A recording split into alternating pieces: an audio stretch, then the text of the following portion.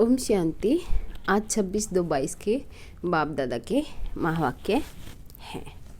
मीठे बच्चे, रोज अमृत वेले ज्ञान और योग की वासधूप लगाओ तो विकारों रूपी भूत भाग जाएंगे। रोज अमृत वेले ज्ञान और योग की वासधूप लगाओ तो विकारों रूपी भूत भाग जाएंगे।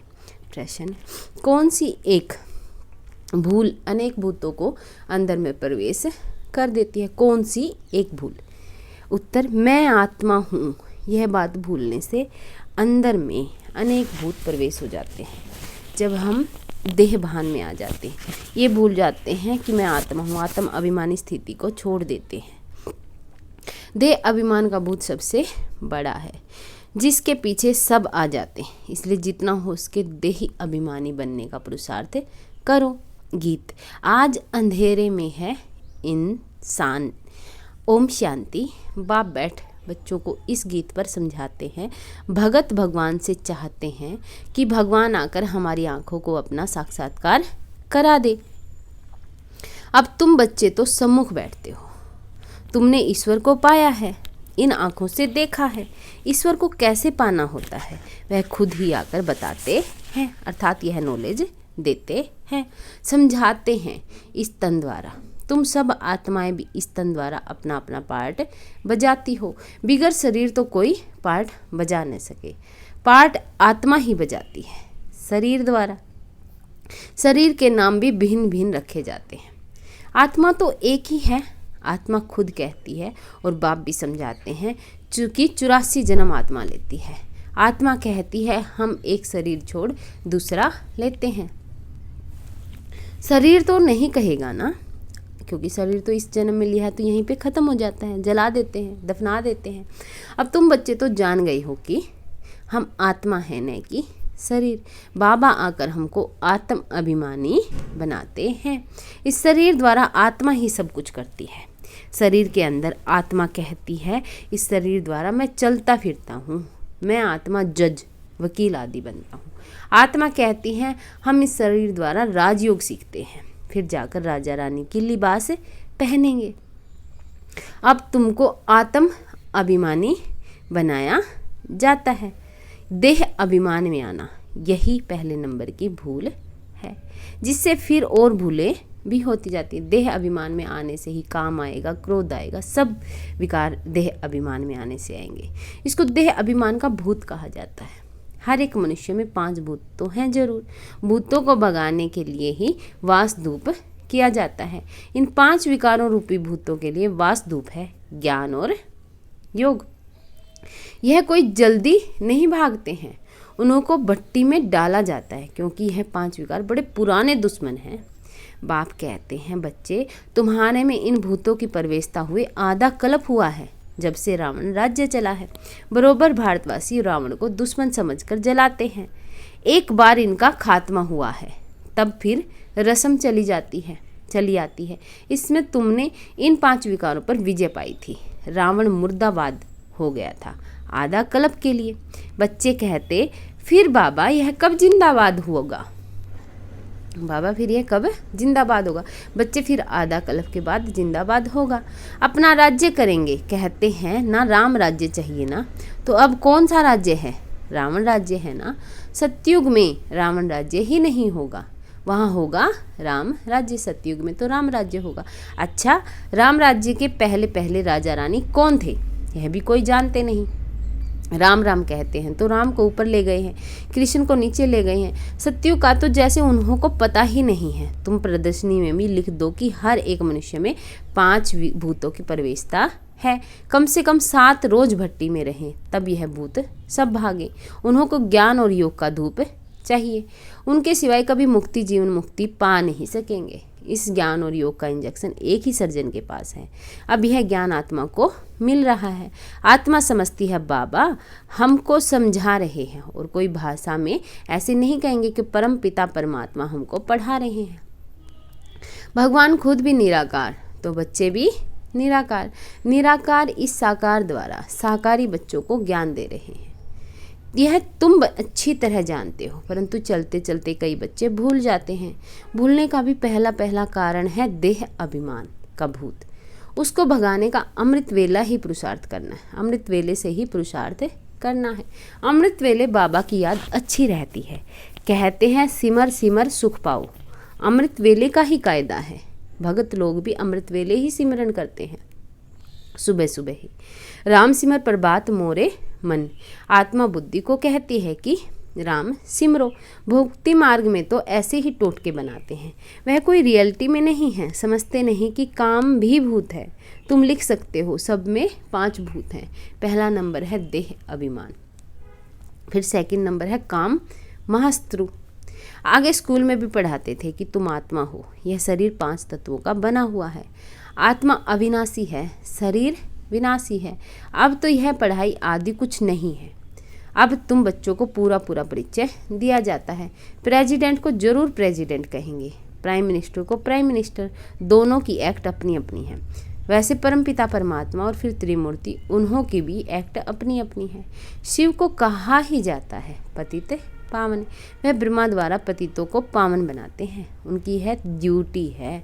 अब बड़े ते बड़ा तो है शिव बाबा कब जन्म मरण में नहीं आते, बाकी ब्रह्मा द्वारा सर्विस करते हैं।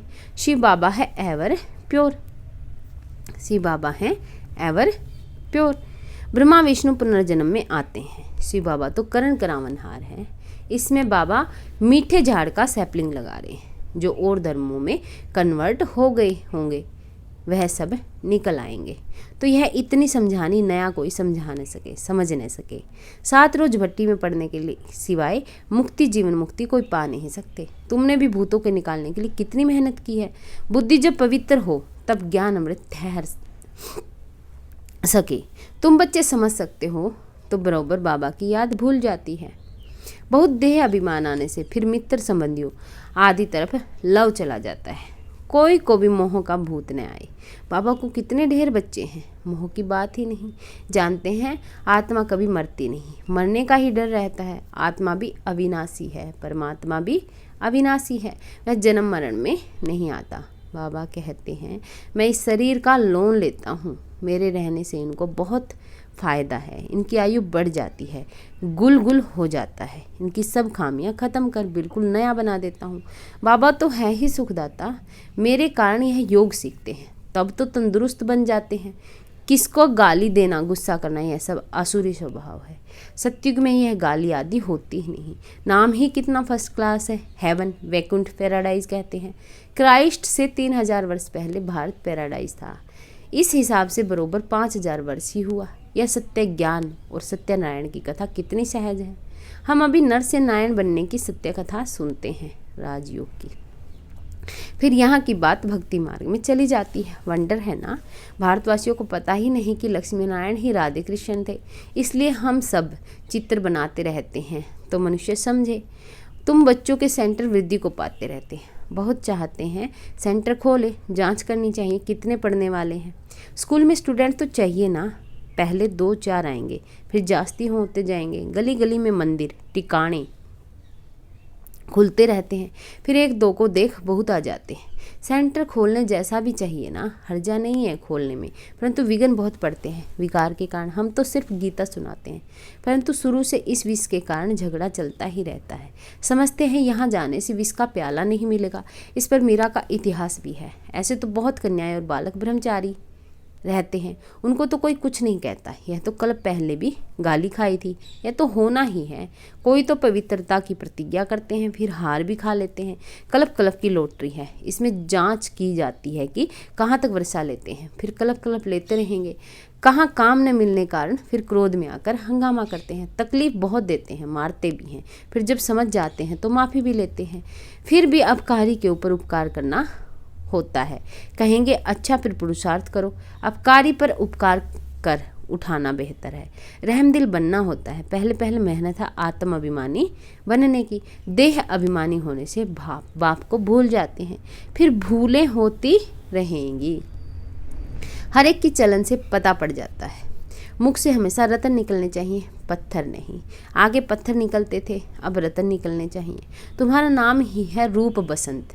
बाबा भी रूप बसंत है, ज्ञान का सागर है। उनका रूप भी ज्योतिर्लिंगम दिखाया है, परंतु है स्टार। पूजा के लिए बड़ा रूप रख दिया है। अच्छा, मीठे मीठे सिकेल दे बच्चों प्रति माता पिता बाप दादा का याद प्यार और गुड मॉर्निंग। रूहानी बाप की रूहानी बच्चों को नमस्ते। हम रूहानी बच्चों की रूहानी बाप दादा को याद प्यार नमस्ते। शुक्रिया बाबा, शुक्रिया। धारणा के लिए मुख्य सार। पहले आत्म अभिमानी बनने की मेहनत करनी है, देह अभिमान में कभी नहीं आना है। रहम दिल बन अपकारी पर भी उपकार करना है। भूतों को भगाने के लिए अमृत वेले विशेष याद में रहने का पुरुषार्थ करना है। मीठे झाड़ का सैपलिंग लगाने में बाबा का मददगार बनना है। वरदान। बेहद की वैराग्य वृत्ति द्वारा मेरेपन के रोयल रूप को समाप्त करने वाले न्यारे प्यारे भव। समय की समीपता प्रमाण वर्तमान समय के वायुमंडल में बेहद का वैराग्य प्रत्यक्ष रूप में होना आवश्यक है। यथार्थ वैराग्य वृत्ति का अर्थ है शरों के संबंध संपर्क में जितना न्यारा उतना प्यारा। जो न्यारा प्यारा है वह निमित्त और निर्माण है, उसमें मेरेपन का भान आ नहीं सकता। वर्तमान समय मेरापन रॉयल रूप से बढ़ गया है। कहेंगे ये मेरा ही काम है, मेरा ही स्थान है, मुझे यह सब साधन भाग्यानुसार मिले हैं। तो अब ऐसे रॉयल रूप के मेरेपन को समाप्त करो। स्लोगन।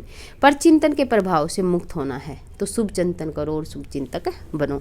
पर चिंतन के प्रभाव से अगर मुक्त होना चाहते हैं तो शुभ चिंतन करना है और शुभ चिंतक बनना है। मातेश्वरी जी के अनमोल महावाक्य। हम ब्राह्मण कुल का छोटा सा संसार। गीत। मेरा छोटा सा देखो ये संसार है। यह गीत किसी समय का गाया हुआ है, क्योंकि इस संगम समय ही हम ब्राह्मण कुल का छोटा सा संसार है। वो हमारा कौन सा परिवार है वह नंबरवार बतलाते हैं। हम परम पिता परमात्मा शिव के पौत्र हैं, ब्रह्मा सरस्वती की मुख्य संतान हैं और विष्णु शंकर हमारे ताया जी हैं, और हम आपस में सभी भाई बहन ठहरे। यह है अपना छोटा सा संसार। इनके आगे और संबंध रचा ही नहीं है, इसमें का इतना ही संबंध कहेंगे। देखो हमारा संबंध कितनी बड़ी अथॉरिटी से है। हमारा ग्रैंड पप्पा है शिव, इनका नाम कितना भारी है। वो सारी मनुष्य सृष्टि का बीज रूप है। सर्व आत्माओं का कल्याणकारी होने कारण उनको कहा जाता है हर हर भोले नाथ। हर हर भोले नाथ। शिव देवों के देव महादेव हैं। वो सारी सृष्टि का दुख हरता सुख करता है। उस द्वारा हमें सुख शांति पवित्रता का बड़ा हक मिलता है। शांति में फिर कोई कर्म बंधन का हिसाब किताब नहीं रहता, परंतु यह दोनों वस्तु पवित्रता के आधार पर रखते हैं। जब तक पिता की परवरिश का पूर्ण वर्षा लें, पिता से सर्टिफिकेट न मिला है, तब तक वो वर्षा मिल नहीं सकता। देखो ब्रह्मा के ऊपर कितना बड़ा काम है। मलेच्छ 5 विकारों में मैली अपवित्र आत्माओं को गुलगुल बनाते हैं। जिस अलौकिक कार्य का अजूरा फिर सत्युग का पहला नंबर श्री कृष्ण पद मिलता है। आप देखो उस पिता के साथ तुम्हारा कितना संबंध है, तो कितना बेफिक्र और खुश होना चाहिए। अब हर एक अपने दिल से पूछे, हम उनके पूर्ण रीति हो चुके हैं? अपने क्वेश्चन मार्क है कि क्या हम उनके पूर्ण रीति हो चुके, क्या हम पूर्ण रूप से बलिहार हो चुके हैं? अच्छा, ओम शांति। Thank you.